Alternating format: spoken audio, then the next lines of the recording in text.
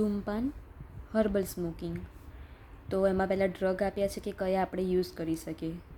તો કે વન્ય, સર્જરસ, મુસ્ત, શૈલેય, કમલ, ઉત્પલ, શ્રીવેષ્ટક, સલ્લકી, શુકબાર etcetera drug are use in ધૂમપાન. આ ડ્રગ છે જે ધૂમપાન માટે યુઝ થાય છે, જે યાદ રાખવાના કે મુસ્તા છે, સર્જરસ છે, ઉત્પલ છે, શલ્લકી, પછી નીચે બી છે હરેનુકા, કેસર, ચંદન, ત્વક, એલાપત્ર, મધુકા આર ઓલ્સો યુઝ ઇન ધૂમપાન. આ ઇઝી છે.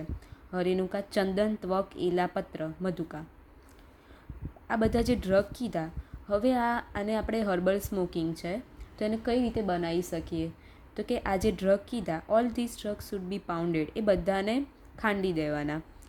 મેડ અ કલ્ક, એની એક પેસ્ટ બનાવી દેવાની. And apply to reed and then made into a cigar of shape of barley grain.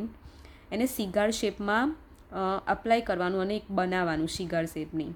Having central thickness, એની થિકનેસ કેટલી હોવી જોઈએ તો કે આપણા થંબ જેટલી, એનું જે ઓપનિંગ હોય એ કેટલું હોવું જોઈએ. પછી લેન્થ ઓફ, એની લેન્થ કેટલી હોવી જોઈએ તો કે 8 અંગુલી. આ થિકનેસ છે થંબ જેટલી અને લેન્થ એની 8 અંગુલી, આ યાદ રાખવાનું છે. પછી શું કરવાનું કે it should then be dry off, પછી એને ડ્રાય થવા દેવાનું. And the reed be taken out of it with the help of pipe. One should regularly smoke that cigar. હવે પાઇપની મદદથી એ સિગાર જે આપણે બનાવ્યો એમાં એક અનક્યુટસ સબસ્ટેન્સ સ્મિયર, એટલે એને લગાવવાનું એની ઉપર અનક્યુટસ સબસ્ટેન્સ, અને પછી એને fire and applying fire to it, પછી એને સળગાવીને સ્મોક કરવાનું. તો હર્બલ સ્મોકિંગ એનું કેમનું બનાવવાનું એની આ રીત કીધી છે. જેટલા ડ્રગના નામ યાદ રહે એ રાખવાના. ધૂમપાનના ટાઈપ્સ, તો એના 3 ટાઈપ છે: પ્રાયોગિક, સ્નેહિક અને વૈરેચનિક. તો પ્રાયોગિક એટલે શું?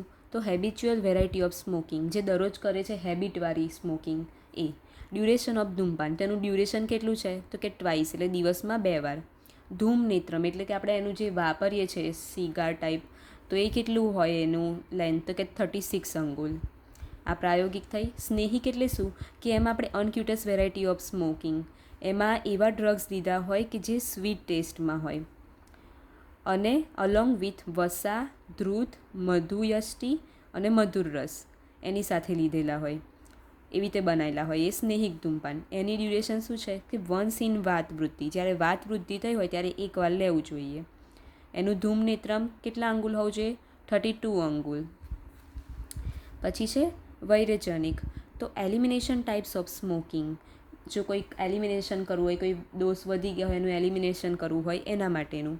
તો કે શ્વેત, અપરજિતા, જ્યોતિષમતી, હરતાલ, અગુરુ, પત્ર એટસેટ્રા. આ ડ્રગ્સ એના લઈ શકાય. ગુડ ઇન મૂર્ધ વિરેચન, એટલે કે હેડમાં જે ડોઝ વિશેટે થઈ ગયા છે એની એલિમિનેટ કરવા માટે આ વૈરેચનિક ધૂમપાન વપરાય. એની ડ્યુરેશન શું છે તો કે 3 to 4 ટાઈમ્સ ઇન કફ વૃદ્ધિ. કફ વૃદ્ધિ થઈ ગઈ હોય ત્યારે 3 થી 4 વાર લેવું જોઈએ. એનું ધૂમ નેત્રમ 24 અંગુલ. આ અંગુલ યાદ રાખવાના છે, MCQમાં પૂછાય છે. પ્રાયોગિક, સ્નેહિક અને વૈરેચનિક, અને ડ્યુરેશન 3 એમની. હવે આવે છે ધૂમપાનના ગુણ. તેના ગુણ શું છે? આપણે ધૂમપાન હર્બલ સ્મોકિંગ કરીએ તો એનાથી આપણને શું મળશે તો કે ગૌરવમ શિરસ શૂલમ પીનાસ અર્ધાવભેદકો, એટલે કે મેડિકેટેડ સ્મોકિંગ આપણને શું ક્યોર કરશે તો કે ઉર્ધ્વ જત્રુ રોગ, જેવા કે ગૌરવ હેવીનેસ ઓફ હેડ, પછી શિરશૂલ હેડેક, પીનાસ, પછી પીનસા, પછી અર્ધાવભેદક એટલે કે માઇગ્રેન.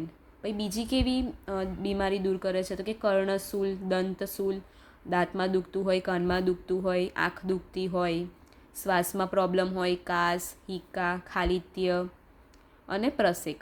આ બધામાં હર્બલ સ્મોકિંગ એ ક્યોર કરી શકે છે. પછી આ છે ધૂમપાન યોગ્ય કાલ. આ IMP છે, પૂછે છે 8 કાલ છે એવું પૂછે કે ધૂમપાન યોગ્ય કાલ બોલો, તો આ શ્લોક કરવાનો જ છે.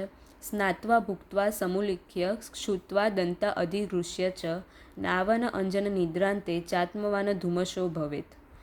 તો 8 timing are prescribe for habitual smoking because વાત, પિત્ત એન્ડ કફ get vitiated during this time. એટલે 8 ટાઈમ કીધા છે કે એ ટાઈમે જ આપણે સ્મોકિંગ કરવું જોઈએ, કારણ કે એ ટાઈમે વાત, પિત્ત, કફ વિશિએટેડ થયા હોય તો એ સ્મોકિંગ આપણે કરીએ તો એનાથી સરખું થઈ જાય. તો કયા તો કે સ્નાત્વા એટલે કે આફ્ટર બાથિંગ, નયા પછી. ભુક્ત એટલે આફ્ટર ઇટિંગ, ખાધા પછી. સામુલિખ્ય એટલે આફ્ટર ટંગ સ્ક્રેપિંગ. પછી ક્ષુત્વ એટલે છીંક ખાધા પછી દંત નિગ્રહસ્ય એટલે બ્રશિંગ ધ ટીથ, બ્રશ કરી દે પછી, નાવન અંતે નશ્ય પછી, અંજન અંતે અંજન કર્યા પછી, નિદ્રા અંતે ઊંઘ્યા પછી. તો આ છે ધૂમપાન યોગ્ય કાલ, 8 ટાઈમિંગ ફોર ધૂમપાન. એટલે આપણે ક્યારે સ્મોકિંગ કરવું જોઈએ એના 8 ટાઈમ આપ્યા છે, એની આ 2 લાઈન શ્લોકની કરવાની છે.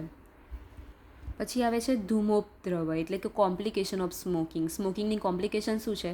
તો કે ઇફ અનટિમલી ડન ઓર ઓવરડન, પૂરું ના થયું હોય અથવા તો વધારે પડતું થઈ ગયું હોય તો શું થાય? સ્મોકિંગ કોઝ બાધિર્ય, બાધિર્ય એટલે ડેફનેસ, સાંભળવાનું ઓછું થઈ જાય.